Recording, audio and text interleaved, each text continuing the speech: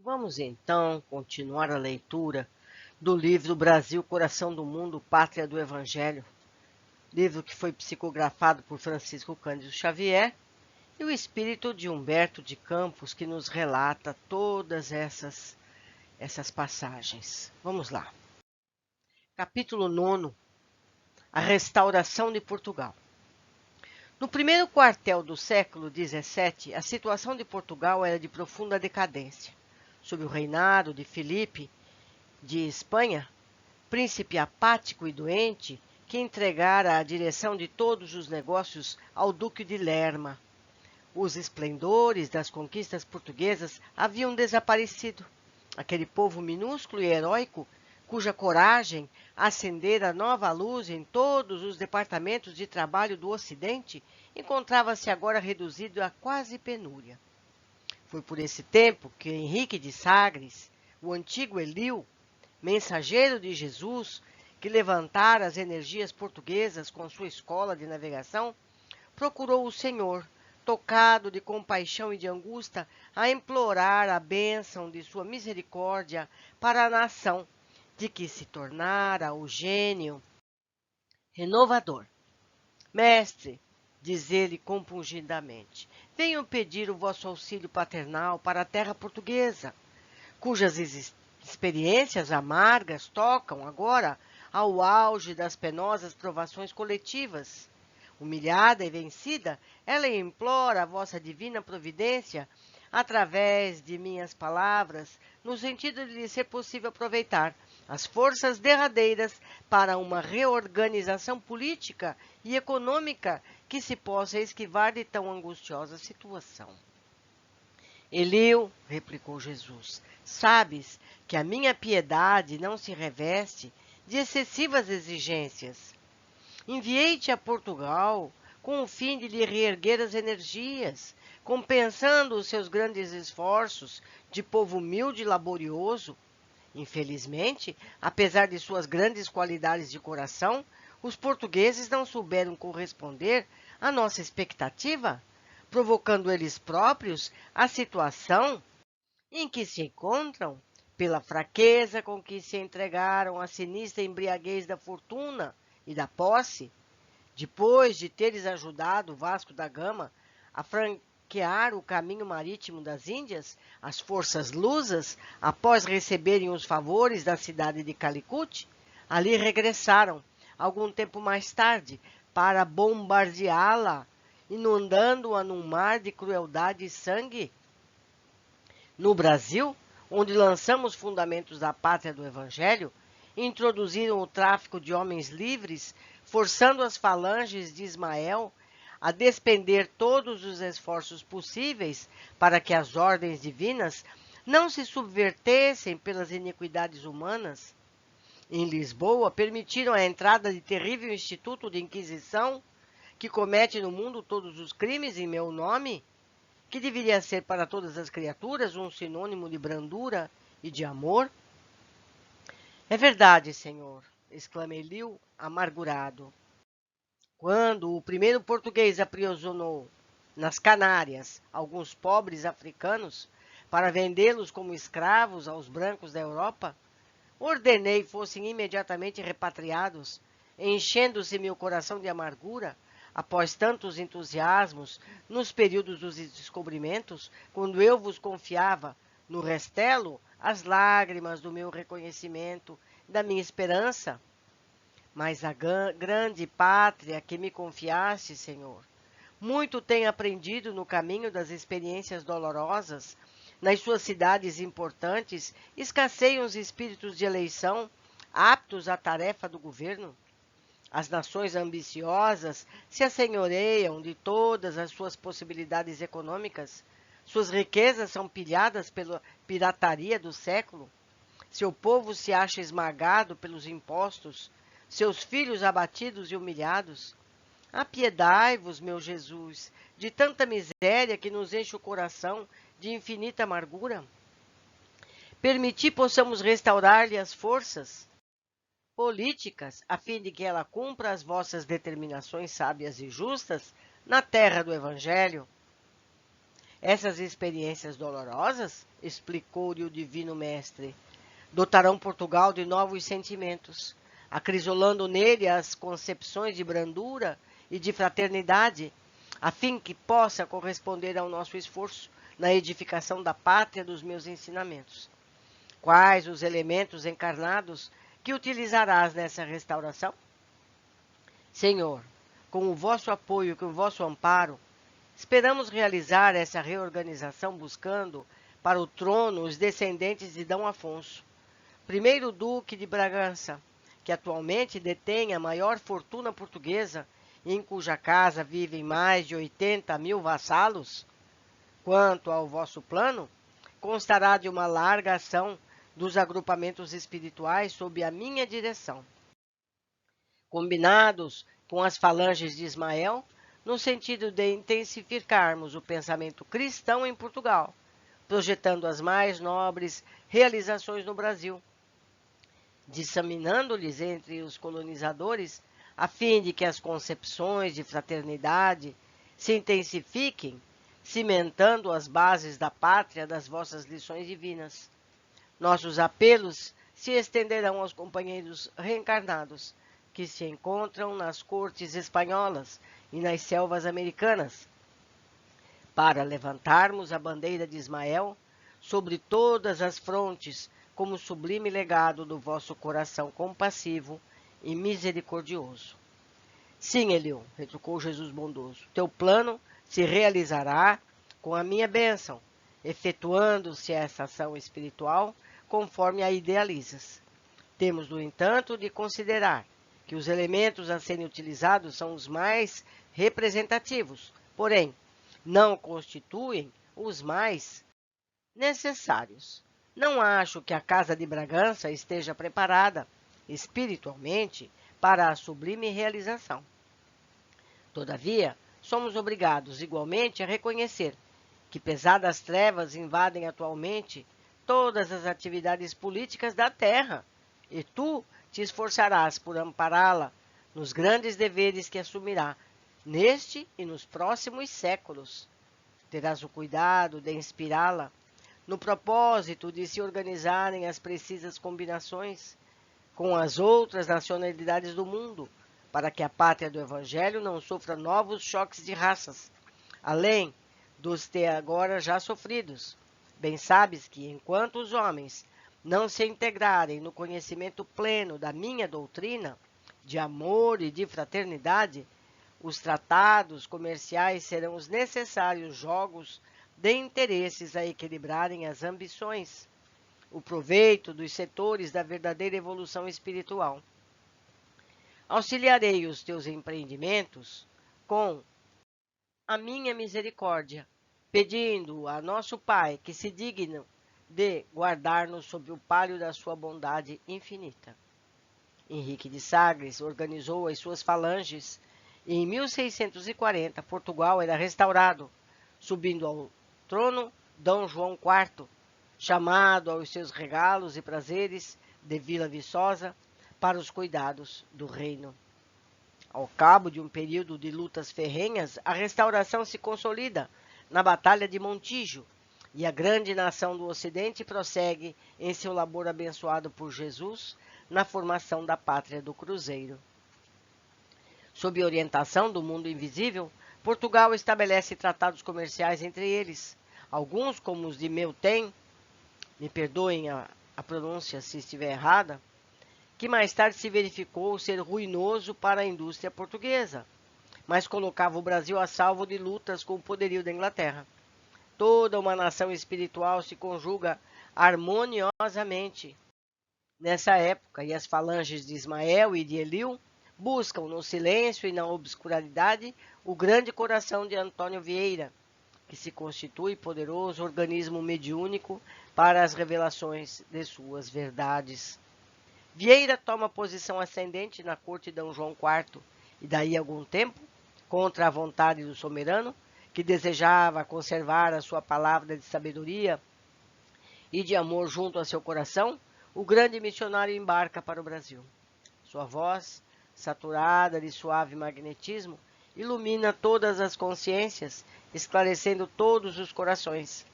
Em momento de sagrada eloquência, exclama ele: o Evangelho de Jesus ofereceu o demônio todos os seus reinos pela posse de uma alma.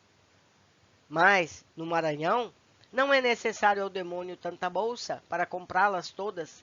Basta acenar o diabo com um tijupar de pindoba e 2 tapuias para que seja adorado com ambos os joelhos. E não foram poucos os senhores que, tocados dessas claridades divinas, cuja origem profunda estava nas lições de Ismael e de seus abnegados mensageiros, correram às suas propriedades, envergonhados do crime de manter escravos os seus irmãos, e devolveram para sempre aos pobres cativos a liberdade. Meus amigos, e assim vamos andando sob a proteção do alto, que sabe muito bem o que precisamos viver, sejam dificuldades ou facilidades. Capítulo 10. As bandeiras. Nos desdobramentos da ação espiritual que deveria restaurar a pátria portuguesa, Ismael congregou os espíritos que chegavam aos espaços depois do primeiro contato com a vida de Piratininga. Piratininga é a região de São Paulo, a fim de elaborar novos projetos de trabalho naquele setor da pátria do Evangelho. Almas decididas e heróicas, postas ali para a construção da grande obra, apesar dos seus característicos de bondade e de energia, necessitavam regressar à luta terrestre em seu próprio benefício. O mensageiro divino as reuniu em grandes círculos de onde se ouviram a palavra amiga e esclarecedora. Meus irmãos, disse ele, regressareis dentro de breves dias ao núcleo de trabalho estabelecidos no Planalto Piratinguiano. Prosseguireis atuando no mesmo campo de labor e liberdade com que caracterizastes as primeiras iniciativas aí desenvolvidas.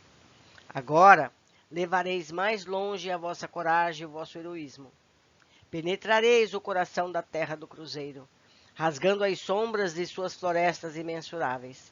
Com a vossa dedicação, novas atividades serão descobertas e novas possibilidades hão de felicitar a existência dos colonizadores do país, onde nos desvelaremos pela conservação da bandeira de Jesus, desfraldada, lá onde todas as frontes e sobre todos os corações. Até hoje, têm-se multiplicado as tristes caçadas humanas, em que os índios misérrimos são colhidos de surpresa na sua simplicidade para os penosos trabalhos do cativeiro. Desvendareis agora as frontes da riqueza dos vastos latifúndios do Brasil, interessando a colonização, fazendo desabrochar com mais intensidade os núcleos valorosos desse movimento de intensificação dos órgãos de progresso da pátria e do seu povo. Muitos de vós conhecereis a penúria e o sofrimento. Sacrificareis a fortuna e os afetos mais santos da família para construirdes a base do porvir com as lágrimas abençoadas dos vossos martírios e de vossas renúncias exemplares. Vossa tarefa será rasgar as selvas remotas, patenteando o ouro depositado no seio da terra generosa. Houve o interregno na sua locução. Ali se encontravam as entidades que seriam mais tarde, entre muitos outros, Antônio Rodrigues Arzão, Marcos de Azevedo, Bartolomeu Bueno, Fernão Dias Paz. Este último, quebrando o silêncio da grande assembleia, exclamou, provocando geral interesse: Anjo bom, que faremos com o ouro da terra, se no mundo ele é causa sinistra de todas as lutas e o demônio de todas as ambições? Aqui, na vida espiritual, compreendemos semelhantes realidades. Mas o orbe das sombras, a nossa consciência mergulha nas mais aflitivas perturbações. E bem sabeis que a água mais pura, misturando-se com a terra, se reduz quase sempre a um punhado de lama. Ismael não se demorou para esclarecer. A terra é a escola abençoada, onde aplicamos todos os elevados conhecimentos adquiridos no infinito. E nesse vasto campo experimental que devemos aprender a ciência do bem e aliá-la à sua divina prática. Nos nevoeiros da carne, todas as trevas serão desfeitas pelos nossos próprios esforços individuais. Dentro delas, o nosso espírito andará esquecido de seu passado obscuro, para que todas as nossas iniciativas se valorizem. Precisamos entender essas brandas disposições das leis divinas, para que o determinismo do amor e da fraternidade constitui a lei da existência de todas as coisas e de todos os seres. Quanto ao ouro escondido no seio da terra exuberante, sua existência não significa senão um estímulo à ilusão dos homens, ainda muito distantes da concepção da verdadeira fraternidade, a fim de que as criaturas possam buscar os tesouros espirituais pelo trabalho fecundante da evolução do mundo, procurando a grandeza ilusória do ouro, edificareis das cidades novas, fomentareis a pecuária e a agricultura, desbravando caminhos inóspitos em favor de outras almas. Um mundo novo se erguerá sobre os vossos ombros, dilacerados nas disciplinas austeras, ao sol causticante das caminhadas penosas. Mas o futuro se voltará para os nossos esforços com as suas bênçãos de agradecimento. Dirigindo-se mais particularmente a Fernão Dias, Ismael sentenciou: serás o chefe da expedição mais difícil de todas, porém a tua coragem há de surgir um caminho novo para todos os espíritos. Muitas vezes serás compelido a exercer a mais rigorosa justiça, despendendo todas as tuas reservas de energia. Mas é preciso não esqueças a misericórdia divina, sem exorbitar nas funções que te forem confiadas, entregando a Jesus os teus trabalhos de cada dia. O grande bandeirante recebeu submisso a determinação do divino emissário. Daí a alguns anos, nos 2 últimos quartéis do século XVII, as bandeiras paulistas se espalhavam por todas as regiões da Terra Virgem, através das selvas bravias, marcham como se o fizessem ao longo de largos e desconhecidos oceanos. As noites estreladas lhes servem de orientação e de bússola. A cruz do Cristo vai como um símbolo à frente de todos os expedicionários das novas tentativas de conquistas. De Sorocaba, sobem por Goiás até o Amazonas longínquo, e de Taubaté demandam a Paraíba do Norte. Em 1672, Fernão Dias Pais organiza em todos os elementos de sua fortuna a mais célebre das expedições saídas de São Paulo. Caçando as esmeraldas, que constituíram objeto das lendas de muitos aventureiros, visita todas as regiões auríferas de Minas Gerais. Rebeliões e discórdias são dominadas pela sua energia constante e severa.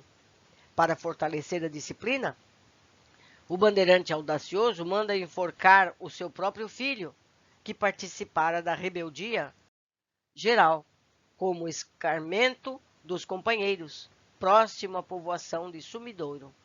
As joias da mulher e das filhas são empregadas no seu arrojado empreendimento, arruinando-se a família inteira. É como Jesus avisou, que eles iam gastar a fortuna deles, pessoal, para esse projeto.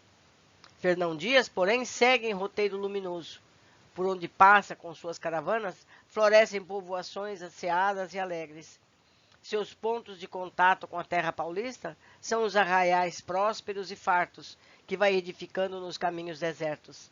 As esmeraldas do seu sonho nunca foram encontradas, e as pedras verdes que entregou ao genro no instante da agonia, como única expressão de sua fortuna, representavam, de certo, o símbolo suave das esperanças do seu labor e das suas lágrimas na terra do Evangelho.